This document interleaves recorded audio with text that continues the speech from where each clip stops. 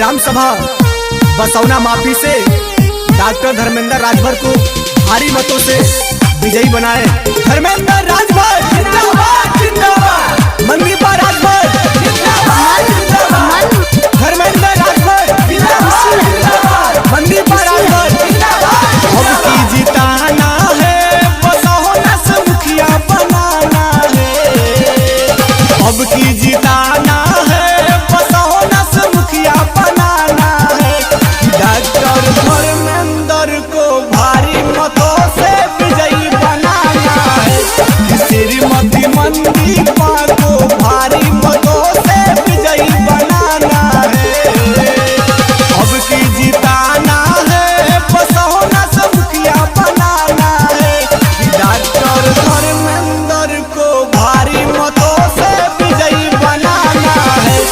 श्रीमती मनदीपा को भारी मतों से विजयी बनाना है। घर घर की यही पुकार, डॉक्टर धर्मेंद्र राजभर अब की बार। अमन अमन खुशी रहो, खुशी रहो।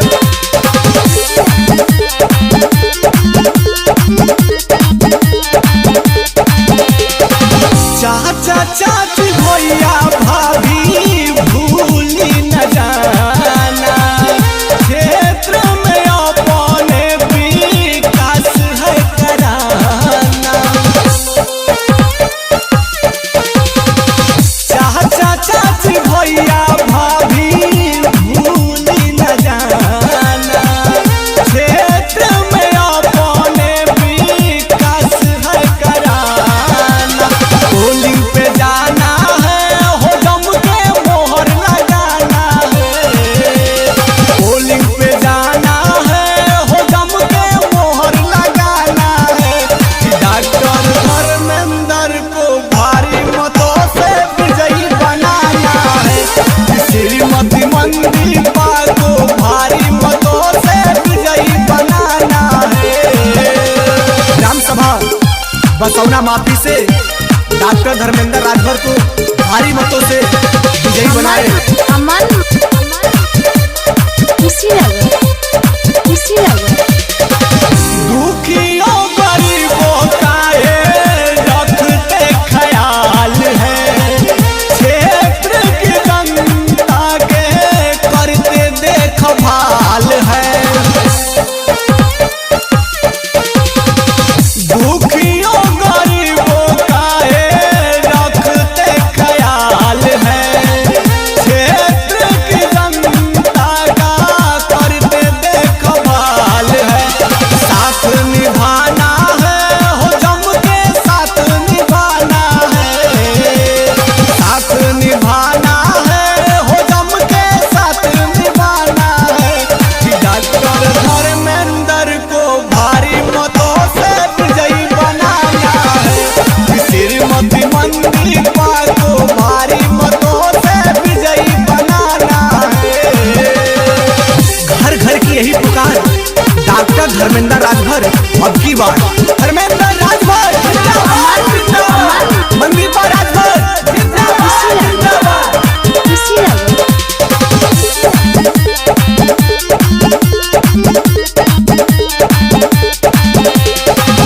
नाले खरंजा पक्की रोड बनवाएंगे।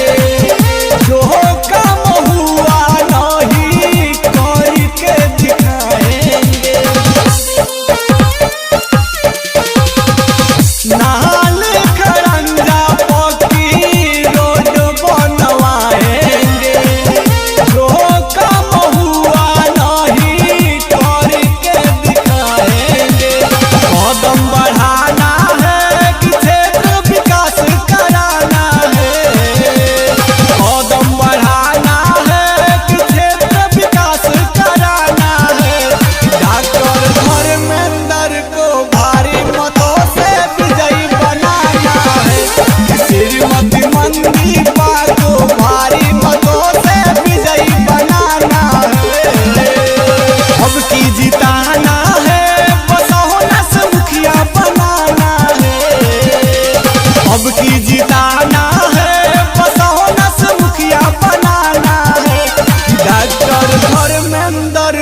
भारी मतों से विजयी बनाना है।